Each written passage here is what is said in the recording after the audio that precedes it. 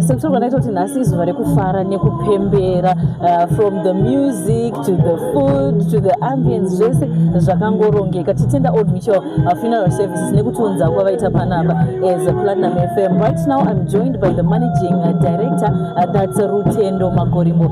She is here to speak to us. Vachimbotiudzawo kuti aiwa ndezvipi zvavari kuvimbisa as Old Mutual Funeral Services. Mr. Magorimbo, thank you so much for joining us. Aiwa, thank you, and thank you for welcoming us kuKaroi. Anditika mafara here nekusvika kwamaitwa muKaroi. Aiwa, ndafarisisa stereke, especially kutambirwa kwetaita nevanhu vemuKaroi. Mazuva kuti makore tefara ka. Aiwa, munofara chaizvo. Nanzwa zvakare kuti mune ma-add-ons ndatoba kutora zvebhazi, nezvipi zvimwe zvamuri kuwedzerawo zvakare zviripo pamapolisi enyu?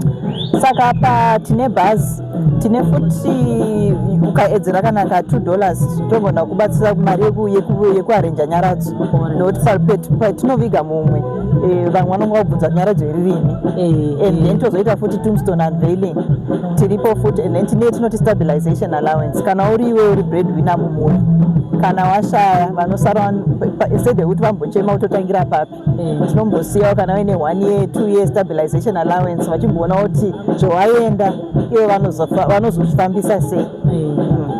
Zvinova zvinhu zvakarongeka zvechokwadi, saka zvakakosha kuti muchivhurawo polisi yako neOld Mutual Funeral Services ndofunga mabenefits tamanzwa akasiyana-siyana. Saka zvakanakireiko kune munhu izvezvi ari muno muKaroi kana ari muno muMarsh West kuvhurwa kwaita branch iko kuno nhasi?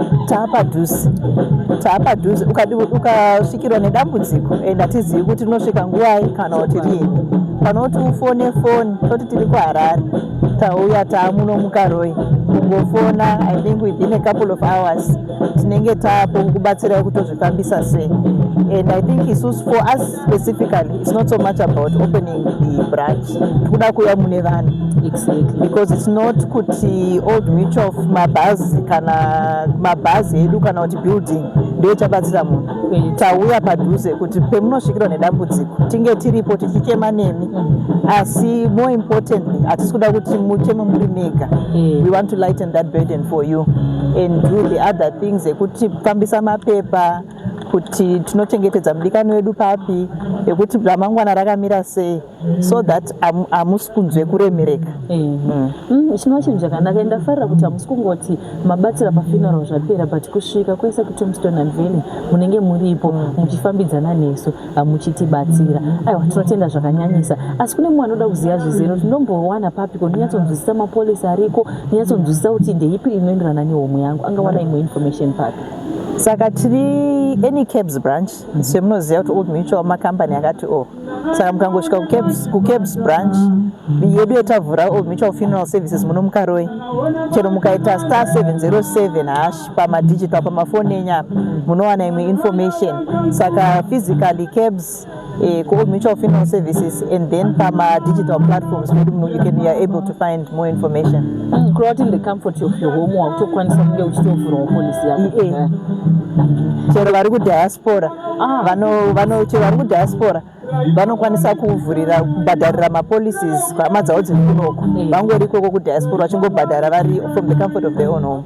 Ichokwadi ichocho. Mumwe munhu akateerera izvo zvanogona kuzvibvunza tora kuti branch yavhurwa muKaroi, but ndiri kuKarimba, Kainene, ndiri kuCheguti, Marsh West yes, but vanozosvika here ende vanozokwanisa here kunge vachitisevawo?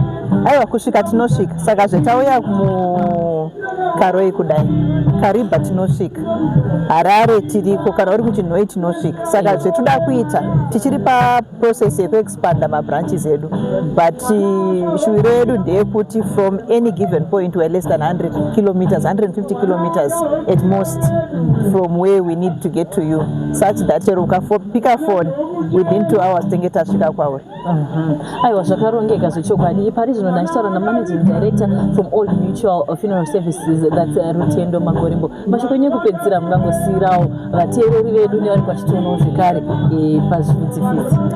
Aiwa, mashoko angu ekupedzisira ndeyekuti isusu tiripo seOld Mutual kukubatsirai, kwete panguva yekuchema chete kana panguva yekufara. Saka sesu seOld Mutual tiripo to help you plan for all life journeys. Vari kuda kuseva vari kuda kuvaka dzimba dzavo, vari kuda kuplana for retirement, nekuzoplana futi for that day that we know kuti will one day come. Saka we are there to walk every step of the journey. It's not a certain friend in uncertain times. Yes, that's very true. Thank you so much, ma'am. No, thank you, and thank you for welcoming us again. Right. Platinum FM, as we continue to give you more updates. Still live, Mukaroi, Old Funeral Services, the Jiparura branch. Thank you.